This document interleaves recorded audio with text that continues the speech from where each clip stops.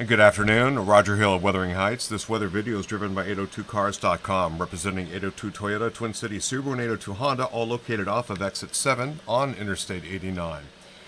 Looking at an area of low pressure, it has historically produced some of the most impressive, long-lasting tornadoes that have cut across into Kentucky. We all know about that. It's still been producing some thunderstorms along the leading edge of this frontal boundary here. And of course, a lot of this moisture continues to push into New England. This is the area of low pressure, part of it at surface.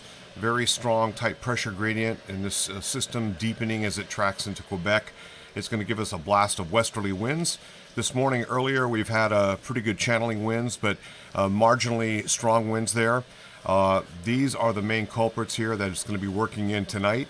Let's take a look at the latest HRRR computer model. First off, this is we're going to look at precipitation, and there's little batches of showers working on through, but they're relatively minuscule. These are going to be pushing on through with more or less a lull as we get into the basically the early evening. And then we have this frontal boundary that's going to be whipping on through. This is the front associated with some potential thunderstorms further a little bit south of the Vermont-Massachusetts line. Some of that may extend a little bit north, a couple rumbles of thunder, but this is not the main issue here. But colder air will be following this cold front here. This is valid at about 10 o'clock in the evening. So the front will push through and we'll have the strongest winds with the front, not so much out ahead of it, but just behind it. And indeed, we're starting to see cold air advection and a little bit of snow. So to carry this a little bit further, this is valid at about 04. That's 5Z. That would be midnight tonight. And this is 1 o'clock in the morning on Sunday. That would be 07Z. And then taking it to about 4 o'clock in the morning, most of the winds will have finished up, and we'll start to see some breaks in the clouds at that point, with clearing skies working in thereafter for Sunday. Now this is a wind gust swath. This is valid at about 3 o'clock. That's 4 o'clock this afternoon. We're still getting gusts that will be a little bit on the stronger side, near marginal though, across some parts of the Champlain Valley and along the western side of the state of Vermont, where the wind's a little bit more south-southeasterly, so a little bit tiny bit of downsloping, but these winds are nothing compared to what's going to be coming in. Now this is a wind gust swath, so it'll amplify what you're seeing here. This is valid at about 7 o'clock in the evening. I would note that the areas around the St. Lawrence Valley into Montreal, they're going to get far more wind than what we're going to see here in the state of Vermont. And what you will see here is that we have wind gusts that are up around the in the 60s, and of course broken pole kind of wind gusts and whatnot. It could be getting close to that immediately in some of the eastern downsloping areas of the Green Mountains, as the winds will shift to more westerly. They're going to be southwesterly for a time, and then the front comes on through, and then gradually it shifts to more westerly and eventually northwesterly overnight as we get into the early morning hours of Sunday. So looking at the latest modeling, this is fairly amazing to see these wind gusts up around hurricane force in parts of Montreal, the St. Lawrence River Valley.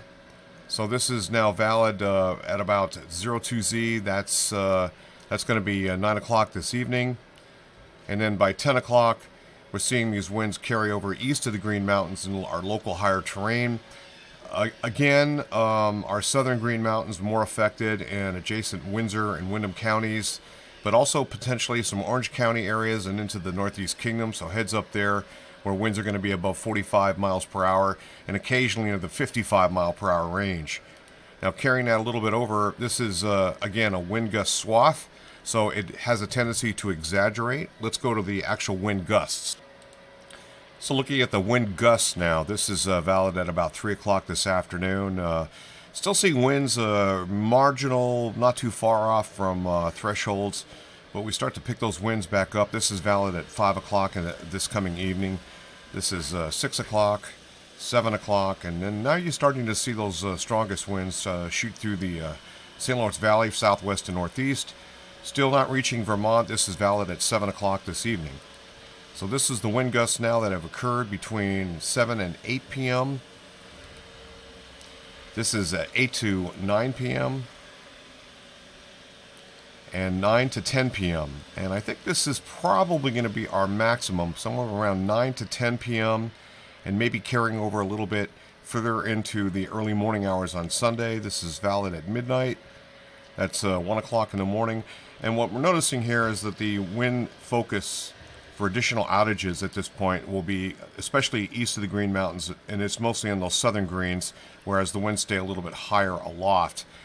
Going into 07Z, and finally this would be about 3 in the morning, and that's 4 o'clock in the morning on Sunday. The winds are starting to come down, and the wind event is starting to wane. This is the last we have here, 11Z, so this is about 6 o'clock in the morning on Sunday, and the sun will start to come out here, and we might get a little bit better mixing, but for the most part, the wind event is over at that point in time. Roger Hill, Wuthering Heights, thanks for watching.